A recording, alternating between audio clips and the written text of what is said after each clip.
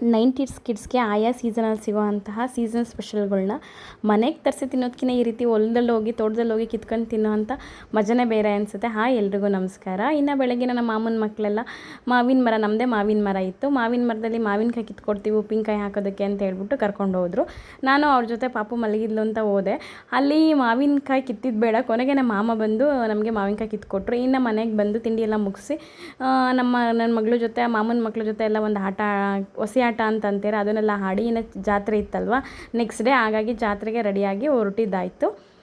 ಇದು ಜಾತ್ರೆ ನಮ್ಮ ಸುತ್ತಮುತ್ತ ಅಂತ ನಡೆಯುವಂತಹ ಸುಮಾರು ಊರುಗಳೆಲ್ಲ ಸೇರಿ ಮಾಡುವಂತಹ ಜಾತ್ರೆ. ಇದು ತುಂಬಾ ಜೋರಾಗಿ ನಡೆಯುತ್ತೆ.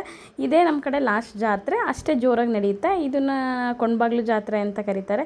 ಇನ್ನು ಜಾತ್ರೆ ಎಲ್ಲ ಮುಗಿಸ್ಕೊಂಡು ಅಲ್ಲಿ ಊಟ ಎಲ್ಲ ಆಯಿತು. ಮುಗಿಸ್ಕೊಂಡು ನನ್ನ ಮಗಳು ಆಟ ಆಡ್ತೀನಿ ಅಂತಂದ್ಲು, ಅವಳನ್ನೂ ಆಟ ಆಡಿಸ್ಕೊಂಡು ರಿಟರ್ನು ಮನೆಗೆ ಬಂದಿದ್ದಾಯಿತು. ಜಾತ್ರೆಗೆ ಹೋದರೆ ಮಕ್ಕಳಿದ್ದಾರೆ ಅಂತಂದರೆ ಬೇಡ ಅಂತಂದ್ರೂ ಮಕ್ಳಿಗೆ ನಮ್ಮ ಮಾಮನ ಮಕ್ಕಳೆಲ್ಲ ಅವಳ ಹತ್ರ ಇಲ್ಲಿದ್ದ ಆಟ ಸಾಮಾನು ಎಲ್ಲ ಕೊಡಿಸಿದ್ರು.